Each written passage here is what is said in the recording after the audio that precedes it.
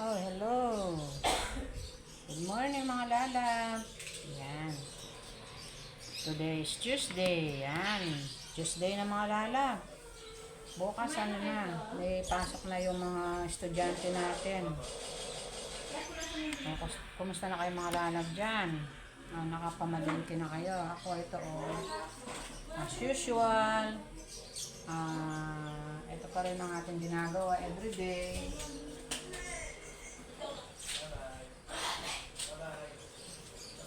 Everyday natin ginagawa. Siyempre, walang ibang gagawa nito kundi tayo. Yan.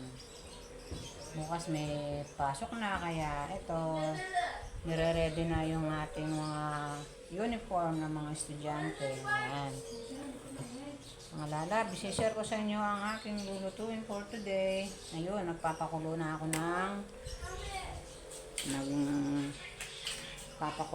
ng pork. Nag-request tong aking mga apo na magsisigang daw kami. Ito bumili ako ng fresh na liempo. Ayan.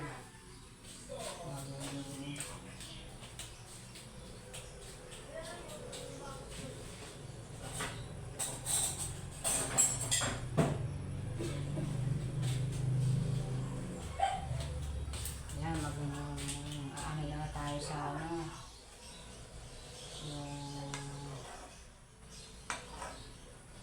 yung aalisin natin tong yung bula-bula ng ating sinigang. Itong pork natin.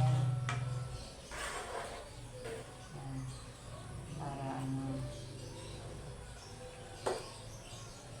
fresh na fresh yung ating pinapakulong liempo. At ilang days na lang, aalis na yung anak ko, babalik ng kanyang trabaho sa abroad. Kaya nagpasigang siya ng baboy, ng pork liempo. Ayan, gusto daw niya sinigang. Kaya ito, magpapakulo na tayo.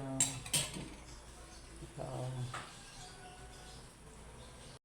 Ayan mga lalabo, nagpapakulo na tayo ng pork liempo. Ayan.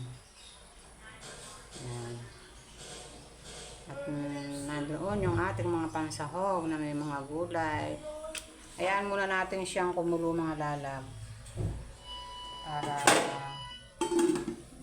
Para lumambot ang karne. Ayan. Dito naman tayo sa lamesa. Ito ang ating pangsahog. Ayan.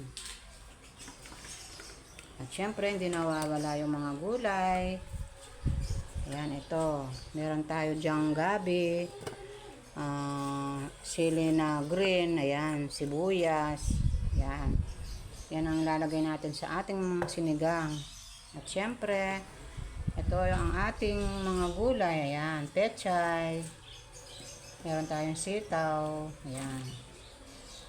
Medyo mahal ang sitaw ngayon mga lalab. Ayan.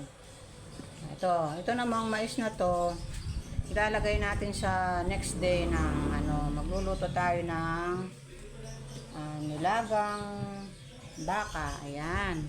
Nagpabili yung anak ko mga lalab. Sa next day daw gusto niya mga nilaga. Ilalaga namin to, beef. Ayan. Beef na may laman na konting taba, para alam naman pag masarap sa baka yung medyo may tabang konti, para masarap yung sabaw. Yun, ito yung lalagay natin, yung mais, tsaka ito mga lalabo. Mura na ngayon ngayon mga lalabo, repolyo, 25 a kilo na lang. Yan. Ito, may 1 kilo to. 2 kilo to, tatlong to kasi mabibigat kaya 50. Yan. Yan ang ilalagay natin sa nilaga nating baka. Yan. Sa next day pa yun mga lalab. Tapos ito, nagpabili siya yung anak ko ng ilalaga daw namin to, yung mani. Fresh na mani. Yan.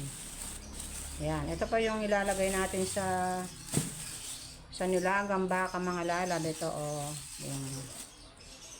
yung di ko na nilagyan ng ng patatas. Ito, Baguio beans. Mas gusto pa nila yung mais na nilalagay sa nilagang baka. Di ba masarap yung mga lalab? At dahil daw mahal ang buko doon, saka hindi na siya press. Ay, ito, nakabili ng fresh na buko yung anak ko. Yung lang ang iniinom niya, yung sabaw. Ayan, binili namin hanggang sa pag-alis niya. Ayan. Fresh na buko. Ayan. Kasi daw doon, hindi na fresh ang sabaw ng buko. Ano na siya, frozen. Kaya ito, fresh na fresh. Fresh from the farm. Ayan. Puro mga fresh mga lalab. Ayan. Paano mga lalam? Samahan nyo ako sa aking pagluluto ng sinigang na pork. Ayan. Ito ang mga pangsahog natin sa pork. Tsaka ito, ayan, pechay. Tsaka itong sitaw. Samahan natin konting talong para magkaroon siya ng gulay. Ayan. Paano mga lalab? Later.